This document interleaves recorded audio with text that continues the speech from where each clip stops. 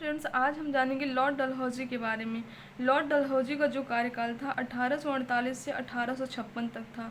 द्वितीय अंग्रेज सिख युद्ध 1848 से 49 में लॉर्ड डलहौजी के ही कार्यकाल में हुआ। पंजाब का कंपनी साम्राज्य में विलय 1849 में इसने किया। निचले बर्मा या पेगू का अधिग्रहण 1852 में किया। इसकी सबसे बड़ी जो नीति थी वो था व्यवगत का सिद्धांत।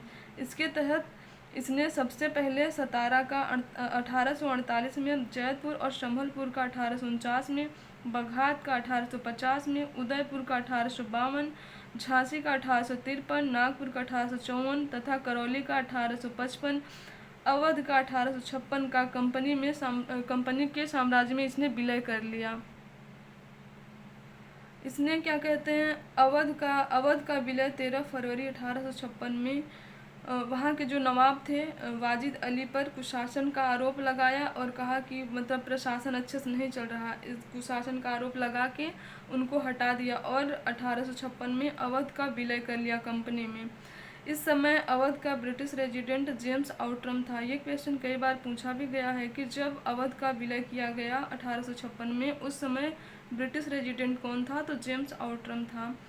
वुड का शिक्षा संबंधी डिस्पैच 1854 में इसी के कार्यकाल में लाया गया। स्थानीय भाषा के स्कूलों तथा सरकारी कॉलेजों की स्थापना किया। रेलवे माइनूट स्मरण पत्र 1853 में बम्बई एवं ठाणे के मध्य प्रथम रेल चली इसी के कार्यकाल में। किसके, तो लॉर्ड डलहौजी के। दूसरी 1854 में कलकत्ता एवं रानीगंज के मध्य चली रेल।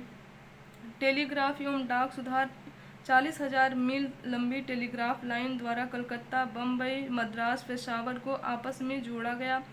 2 पैसे के शुल्क पर राष्ट्रीय डाक सेवा इसने प्रारंभ की।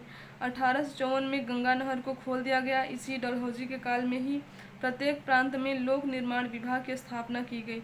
ये क्वेश्चन पूछा गया था कि सबसे पहले लोक निर्माण विभाग की स्थापना किसने की थी, तो लोक निर्माण विभाग की स्थापना लॉर्ड डलहौजी ने किया था।